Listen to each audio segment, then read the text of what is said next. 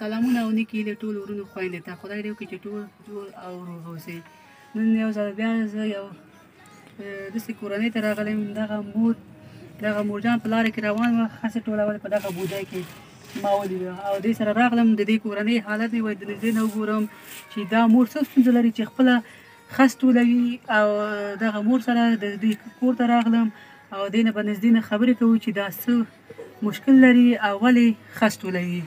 سلام علیکم مور جانې. وعلیکم السلام. څنګه یې مور جان؟ ښې مور دغه ما تا ولیده که نه چې په سړک کې تاسو په دې بوجۍ کې خس ټولولی.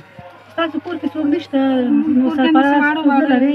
جناکۍ دي خورا لیدلی یم نشن غریبي ده نو څوک دغه مننګور ده کونډه ده دا د انګور کېږي؟ دا مننګور ده دا هم کونډه ده؟ دا هم کونډه. د دې خاوند څه وخت مړ شوی ده؟ د دې خاوند هم همدغه دغه انقلاب کې دغه وخت هغه کې مړ شوی دی. او ستا خاوند؟ زما خاوند هم مړ شوی. نو تاسو سرپرستي به څوک کوي ستاسو؟ ته هم کونډه یې، دا هم کونډه ده، هېڅوک په کور کې نشته. تاسو دغسې واړه دي لري دا هلته خس هغه ټولې د پلاستیکونه هماغه خاورې دي کباړ مباړ د ټول چې مړه مې ګزاره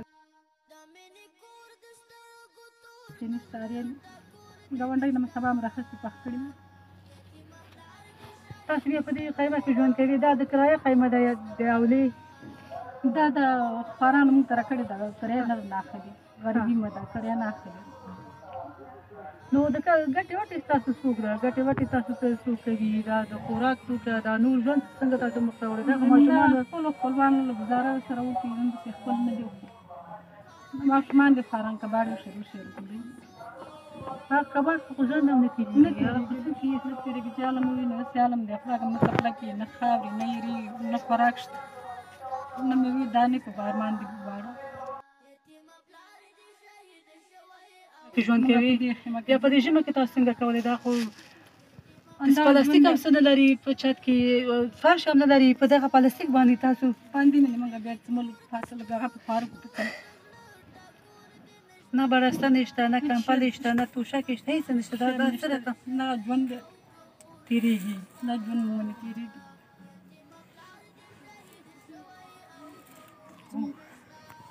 وروڼه خویندې تاسو خپله ګورئ د دغه مور وضعیت ګورئ، د دغه کور ګورئ، دا خیمه ګورئ چې دا څه رقم خپل ژوند دوی مخ ته وړي.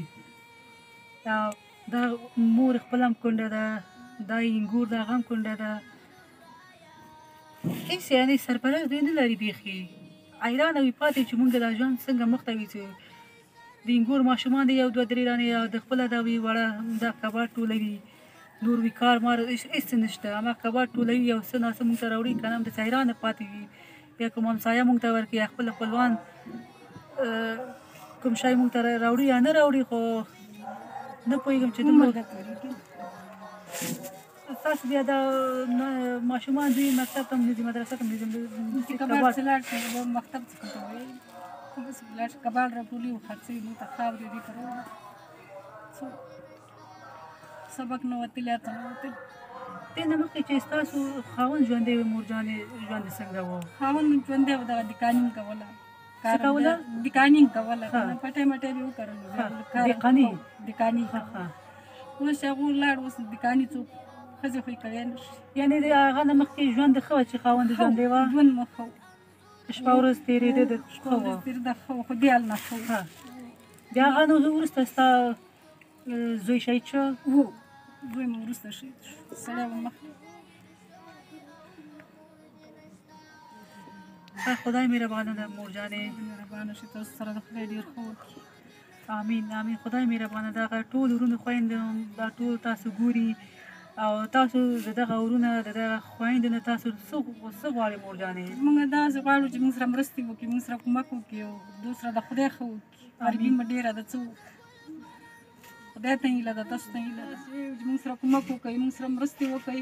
ډېره غریبي ده، په خدای چاره ورځيان چې خدای مرګ راکړي چې تنګه شم چې شی وکړو چې موږ سره مرستې وکړي. لږ کار ښه شي، ماشومان خواران پاک مړه کړي، کباړ پسې منډې وایه، پلاستیکو پسې منډې وایه، همدغه راټولوي او بیا موږ ګزاره په کوو.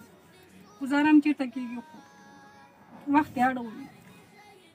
موږ سره مرستې وکړئ، موږ سره کومک وکړئ، تاسو سره د خدای ښه وکړي. دا مننګور ده کونډه ده، دیم بچي دي امام دي، څو ګټې وټې سړی هم نشته، ټول همدغه موږ طرف شا دي.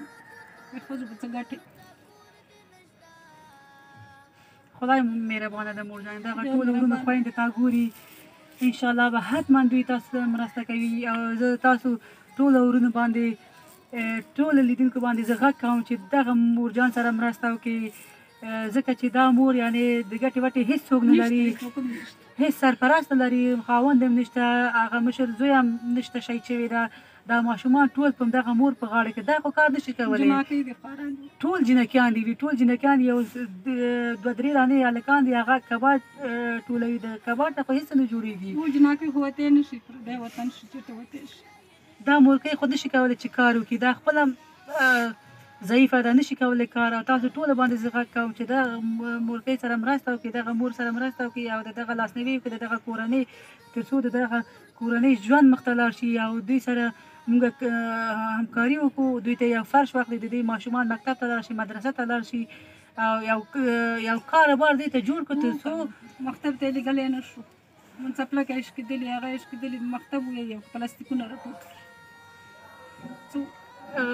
خدای مهربانه ده مور جانې که دغه ورونه تا سره مرسته وکړي تاسو دوی سره د خدای ښه امین امین د خدای آباد دا ورونه ټول به حتما دا ویډیو به تاسو ورونه ګورئ دا به شیر کوئ تر څو چې هغه ورونه یعنې وس توان لري دغه کورنۍ سره مرسته وکړي او دوی ته دغه کورنۍ ته خپل کومک راولېږي زمونږ د دغه کورنۍ یعنې ټول باندې حق ده زمونږ ټول باندې حق ده چې د دوی پوښتنه وکړو نو تاسو خپل خیرات صدقه دغه کورنۍ باندې کیږي چې دغه کورنۍ باندې کیږي چې دوی نه یو سرپرست نه لري نه یو کور لري په دغه خیمه کې ژوند کوي دا فرش تاسو خپل وګورئ په خدای باور کې دغه فرش کې دوی ژوند تیروي دغه فرش نو تاسو ټول باندې زه غږ کوم تاسو خور تاسو باندې غږ کوي چې دغه کورنۍ سره حتما به مرسته کوي انشاءالله مور جانې حتما به دا ورونه دا خویندې ټول به تاسو سره مرسته کوي صحیح ده تاسو زموږ امین امین تاسو ټول ورونه زه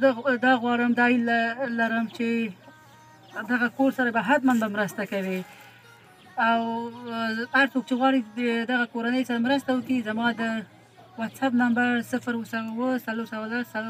دا زما د واتساپ نمبر ده خپل مرسته موږ ته راولېږئ زه به دغه مور ته به حتما به راوړم نور وخت مې نه نیسم الله په امان